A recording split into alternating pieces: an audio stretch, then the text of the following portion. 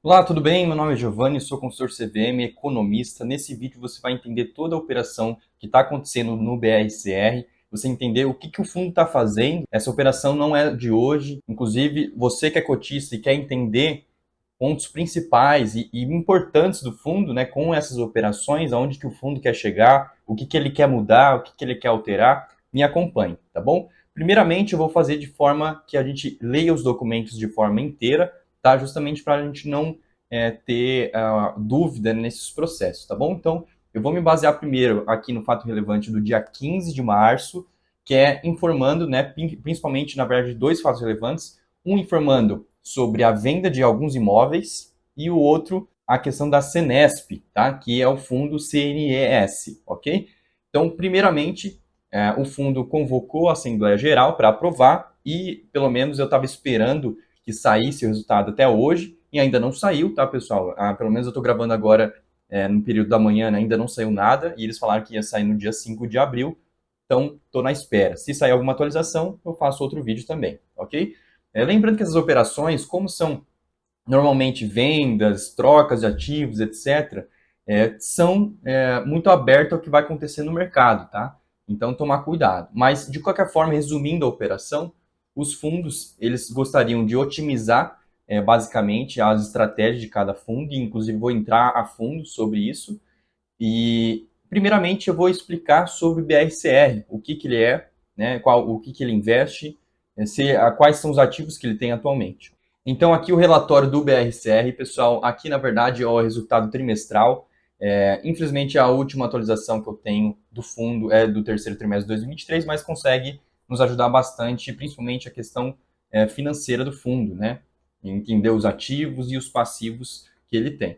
Então, primeiramente, a gente vê que o fundo está evoluindo na questão, né, de redução de vacâncias, isso é muito bom, né, trazendo mais recurso para o fundo, e naturalmente o desconto em relação ao valor patrimonial cada vez fica menor em relação a isso, tá?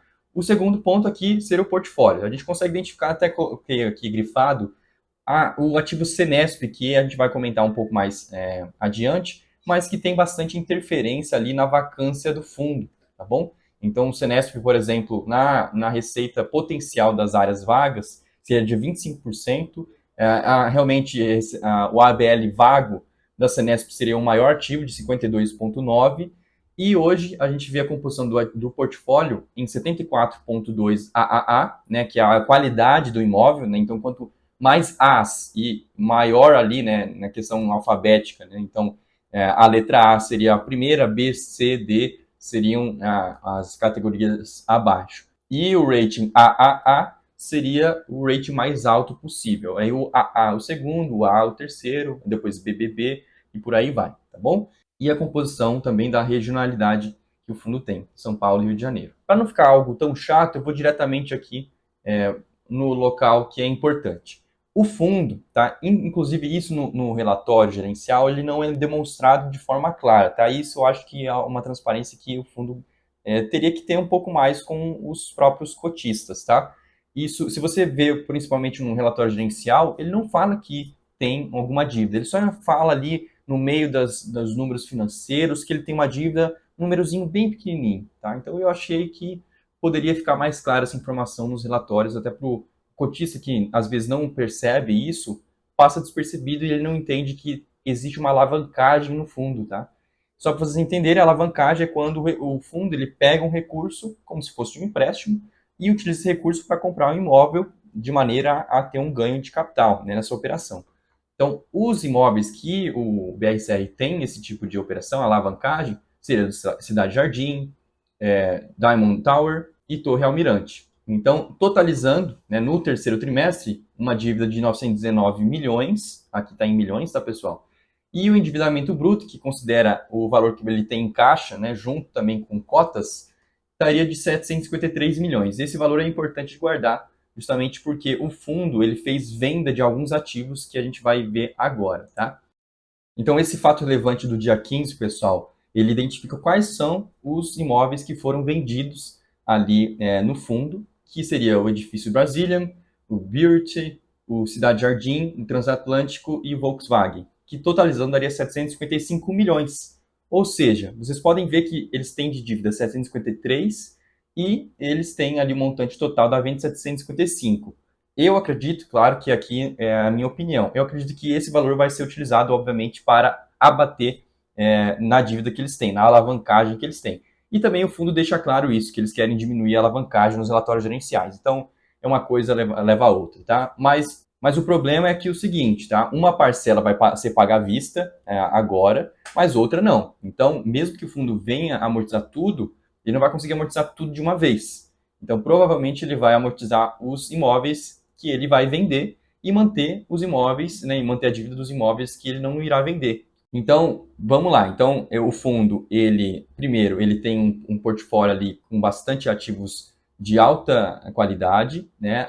Os ativos que ele está vendendo, a maioria aqui são de categorias B, então ele está tirando ativos que são de categoria B, junto com a amortização, né, da dívida dele e a saída do Senesp, que é também um ativo B, tá, pessoal? Então, inclusive, eu vou abrir aqui o fato.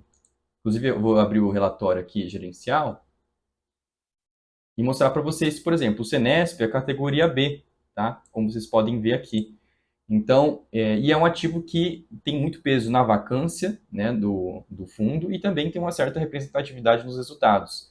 Então, ele saindo da carteira faz com que o fundo fique cada vez mais com qualidade maior e também a vacância diminua. Inclusive, no fato relevante, do dia 15, saiu uma consulta formal falando sobre essa operação. Tá? Então, aqui nesse contexto, o BRCR e a Senesp têm objetivos diferentes. O Senesp tem mais um ganho de capital e o BRCR é um ativo que ele está procurando uma qualidade maior de portfólio.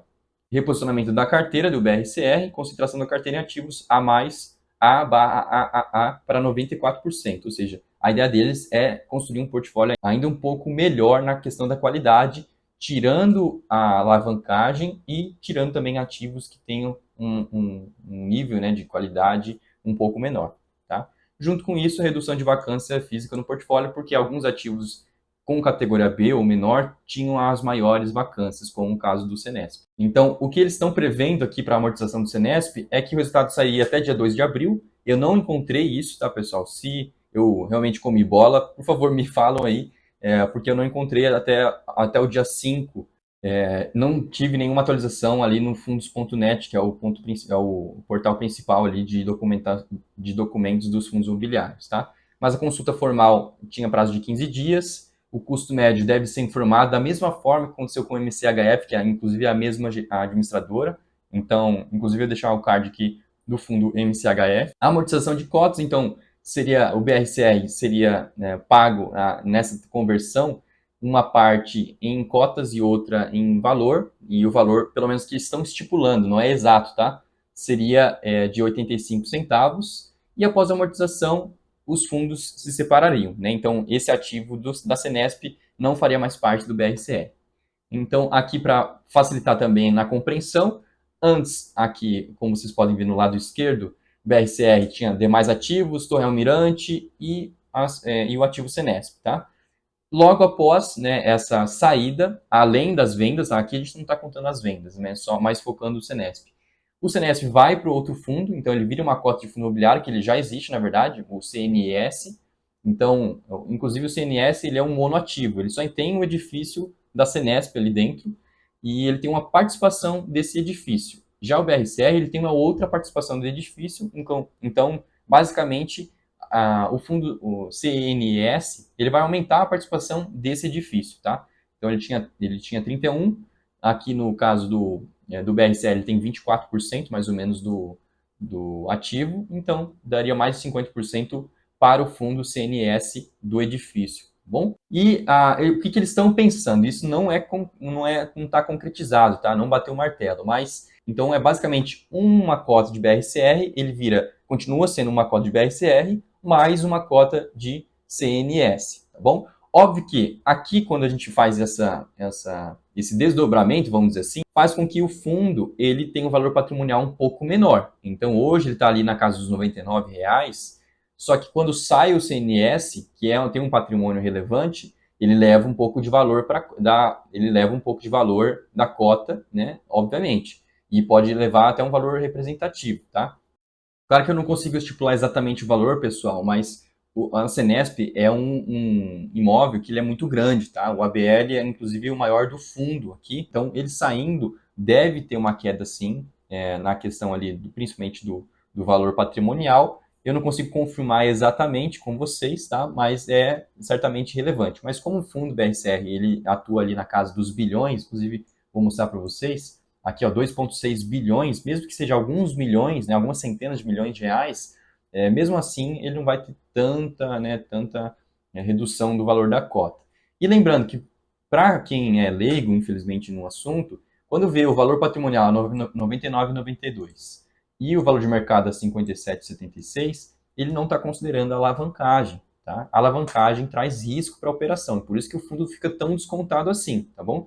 E o fundo ele está justamente buscando essa solução. Então, na minha opinião, esse fundo ele está procurando ter uma qualidade muito alta, né, no portfólio e tirar a alavancagem, ou seja, ele está trazendo ali um perfil mais conservador, né, um mais high grade para o fundo em si, que antes ele tinha mais, né, um perfil mais moderado, mais arriscado, né, para buscar um pouco mais ganho de capital. Então parece que a gestão realmente está focando mais nesse ponto e está indo mais por essa linha, né? E se você puder, comenta aí nos comentários se você é cotista do BRCR, você acha que o fundo está fazendo de maneira certa essa transição ou não, como que ele poderia fazer, se você discorda do que ele está fazendo, né? Você acha que ele poderia manter a estratégia que ele já tem hoje, queria saber a sua opinião também, tá? Inclusive, se quiser conversar comigo, pessoal, lá no grupo Telegram, entra aqui, eu vou deixar aqui na descrição do vídeo, para você conversar comigo, com os inscritos também, tá? Tem um pessoal bem bacana ali, bem solícito, então todo mundo que pergunta, todo mundo consegue responder também, ajudar. Mas voltando ao assunto aqui, então o fundo Senesp, só para concluir, né, eu falei um pouquinho sobre ele tem 31%, né, do empreendimento, tá? E ele ganharia mais 24% da parte do BRCR, então ele teria uma concentração ainda maior. O CNS é um monoativo e provavelmente ele não tem uma grande variação ali do preço.